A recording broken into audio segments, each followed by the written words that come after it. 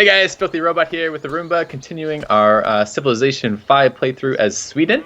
We're going to go for half of a turn, this episode, and maybe next episode get through an entire turn. What do you think? Good plan? Well, if we do a half turn, we'll get the full point of happiness. Because, That's right. Because it rounds up. Give us happiness based on turns? I think you're right. Yeah, every half turn, you get an extra happiness, basically. Okay. All right. Anything to do? Ready? Good to go? Yes, I'm so excited. This next turn. Let's do it. All right. Just one more turn. Oh, hey, it's Washington.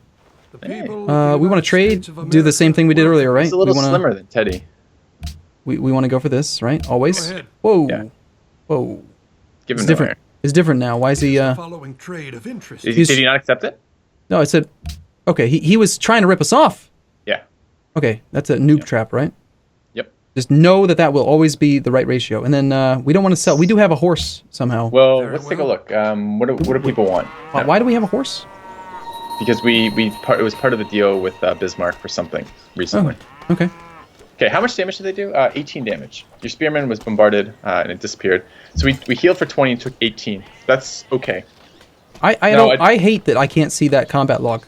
Every EU4 or CK2, like any Paradox game I've ever played, has this thing called a notification log, and you can you can see information. I want to see.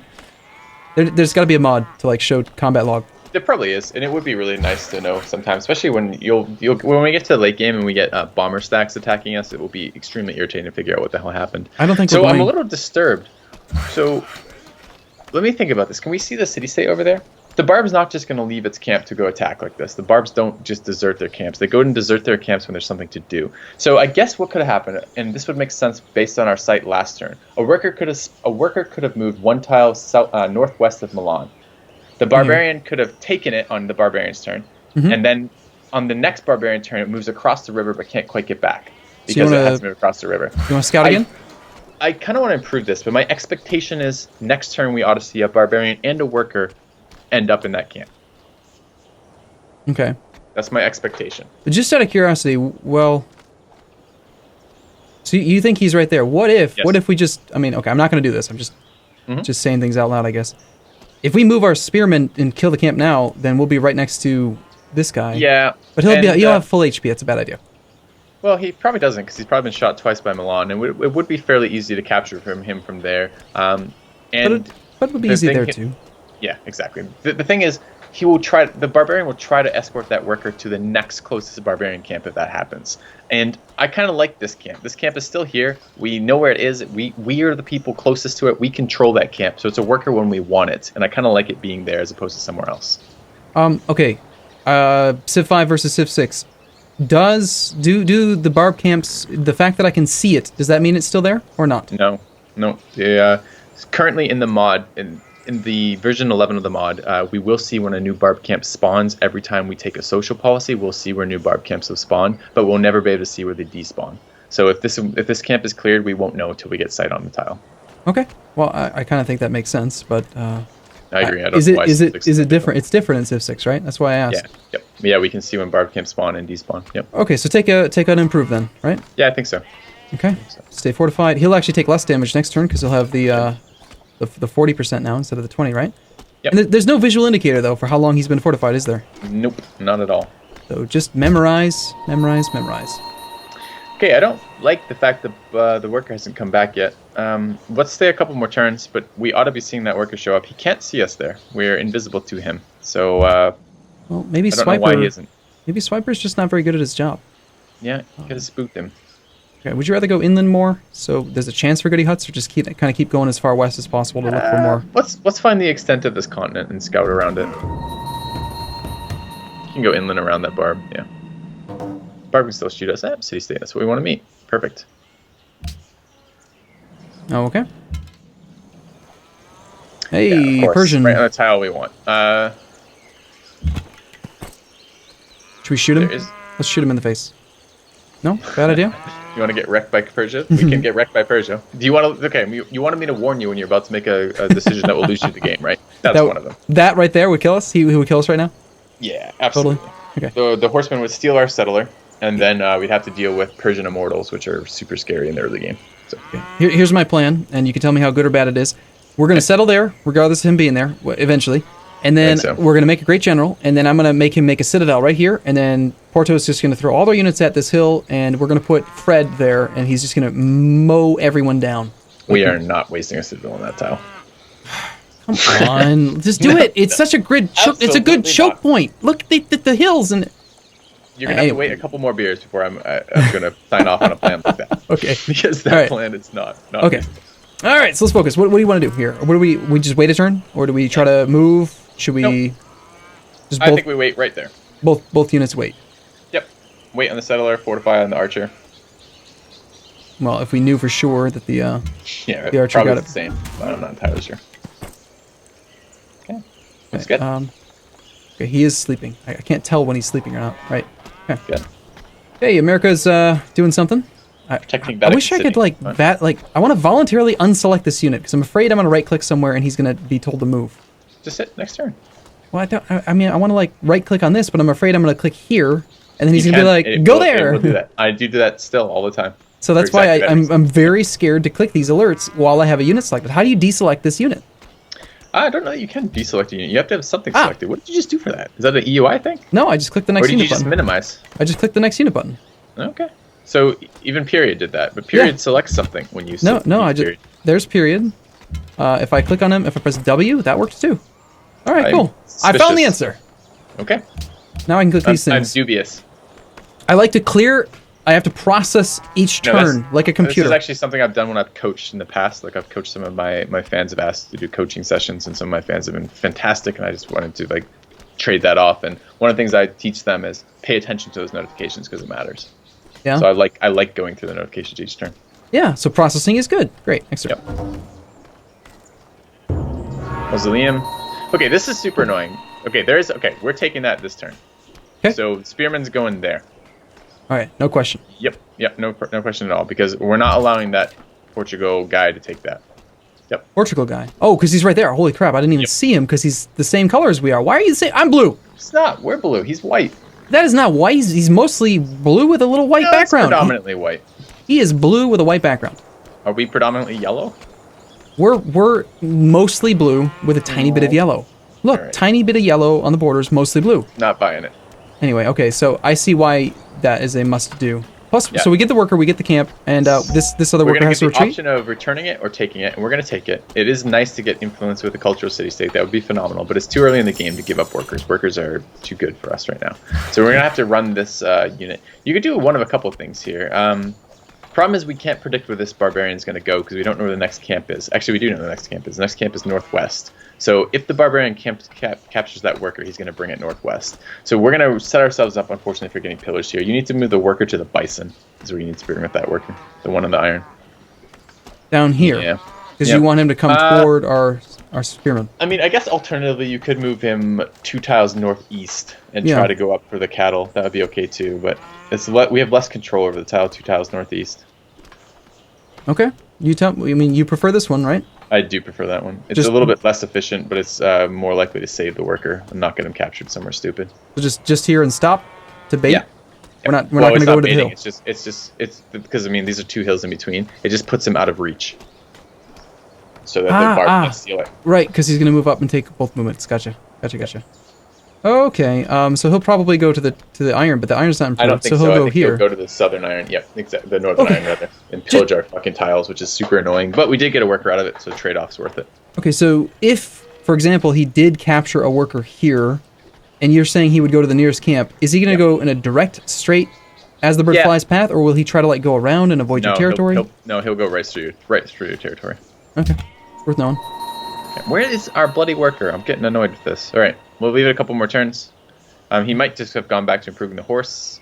Swiper is getting really irritated here. Yeah, exactly. I prefer to stay on the hills. That's a hill, right? Okay, sure. Hey, it's a German settler. Let's declare war. If we were playing Civ 6, we could totally just kill that guy with our scout and then take the settler. Yeah, you think you're kill a warrior with the scout in Civ 6? Oh, I've totally done it with Scythia. Yeah. She's ridiculous. She's the damn things, like you heal more from killing units than you do from taking promotions. It's crazy. She's gonna be banned in multiplayer at this rate. I think she's gonna be patched. I mean it's an early access copy. All right, no reason not to move up here, right? Warrior or settler or worker? Sorry, settler or archer first? Any reason to? Well, let's think about that. Any reason to do it differently? If I were playing multiplayer, which would I do? Archer first. You'd always do the military before the civilian. Is that? No, I wouldn't do. I would actually alternate what I'm doing, because if let's say that was a human player and that was a Persia horse human player, he would be. I don't want to be predictable in which one I move, because either way he can snipe it, right? Okay, so you would just try to play a. I'd try to play random with that if I could, as random as I could do. Nothing going there. Kathmandu is under attack. Okay, medieval era. Just out of curiosity, what era are we in? We're in ancient. And you're saying so they just did one of these texts? Yes. You can see which one too. Go find out which one it is. Was it an unmet player or a player we know? It was. I forgot now. It'd be great if there's this thing called like a notification log that would like. There is. Keep all of this stuff. That will tell that Maria. Oh, it actually does. I was actually like being kind of snarky, thinking that it wouldn't show it. Okay, so Maria the First. It's Russia, right? Enter through? No, Maria is Portugal. Oh. So 289, 278, 289. So she's into theology. Okay. Okay. That is kind of ridiculous that we haven't even finished the ancient era. We're not even our tech close. Is fine. Our tech is fine. Too. And it's not like we're missing a bunch of science or something. It's just deity bonuses. So. Cheating wench. Yep. That's what she is. Okay. Yes, she is. All right. So that's the end of that turn. We'll just wait and see what happens, right? Yep. See how annoying this barbarian can be. 20 production. Okay, I wanted to talk about this. I pretty much always play on standard. That is kind of nasty. How long will it take us to repair a damaged tile? Multiple turns, 2 or 3, probably 3. I think on standard. It's 2 on quick, but I'm not entirely sure about standard. And we can't work it this turn, which sucks. Yep. Yeah, it's super annoying, but we got a free worker out of it. That's the trade-off. And the AI governor defaulted to this food, which seems wrong. It is wrong. It's because when you're building settlers, the AI governor doesn't know how to make the decisions. So it wants to prevent you from starving. So it unworks tiles that are better and works crappy tiles. So even though you can't possibly starve, it tries to stop you from starving? Brilliant. Yeah, that makes sense. All right, I think I may have messed it up. Let's just quickly cursory... Nope, that is exactly what you should be doing. Work these. The other thing is you need to lock that iron, because it will... Now when you hit... Because the barbarian has screwed up your tile... it's still doing this. See how you can't lock all your tiles? It's because the barb screwed it up. You need to reset tiles here and relock all the tiles you want to work here. Because watch when you click that. Because it will undo another one. Because what will happen is if you move out of the city screen, it will try to prevent you from starving again, and it will reassign tiles. We don't want that. You would think that the game would know about not being able to starve while you are building a settler. You would think.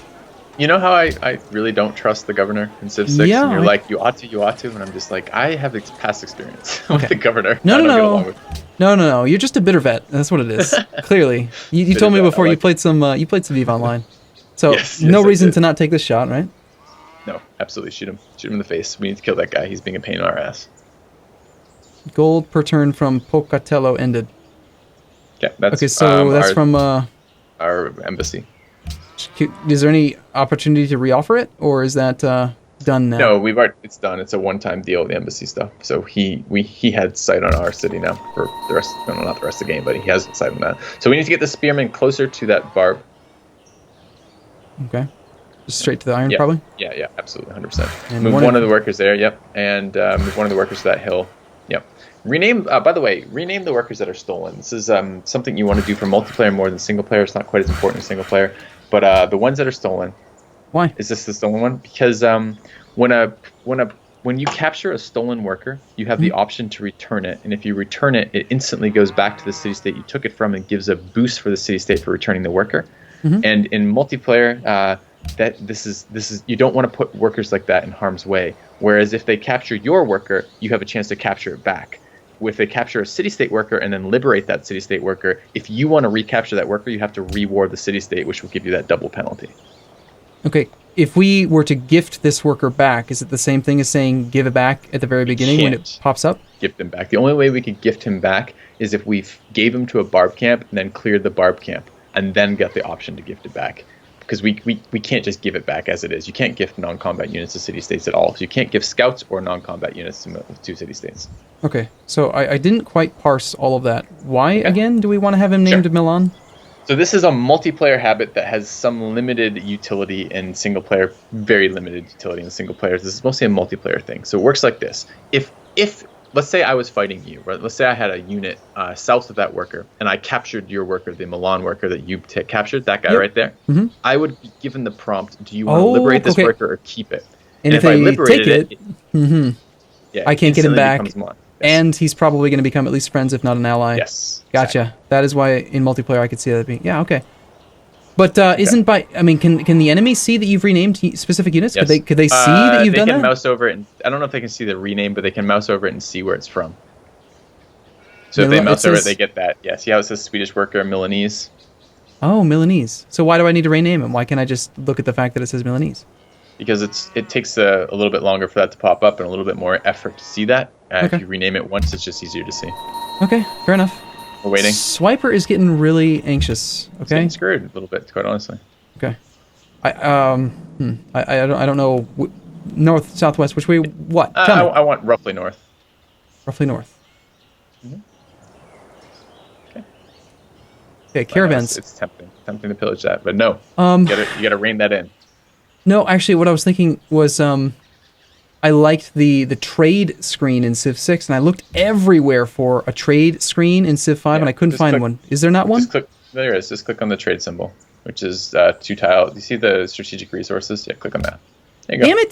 Damn it! I pressed every keyboard shortcut I could think of, and it's a stupid little itty bitty button. That's the only way to open it.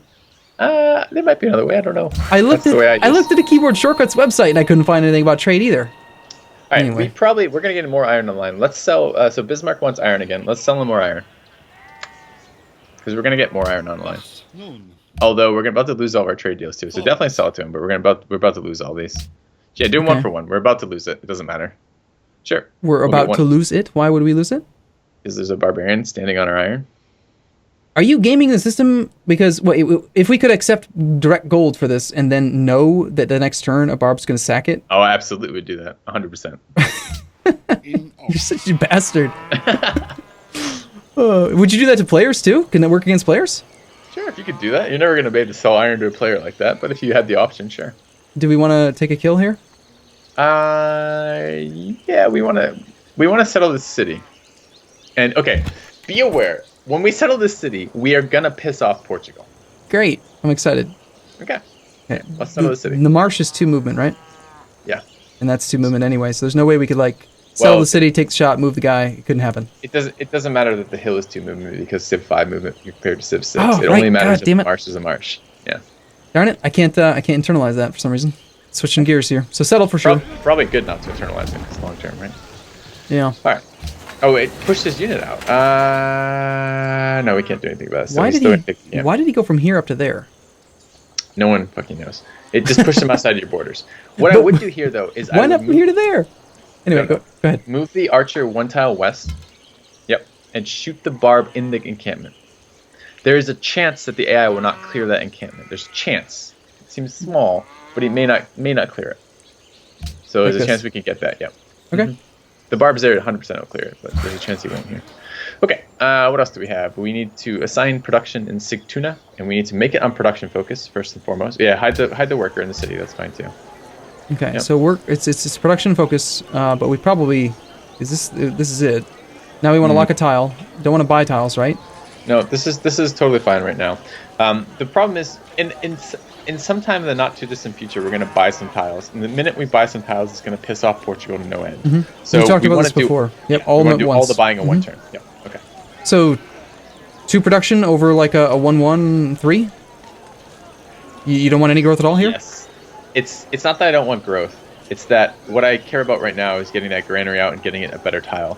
I don't really value working 1 food, 1 hammer in this city. I don't in my expansions, it's not that I don't like gold. I love gold. We're going to be buying tiles, etc., etc. But right now in this city, I want it to.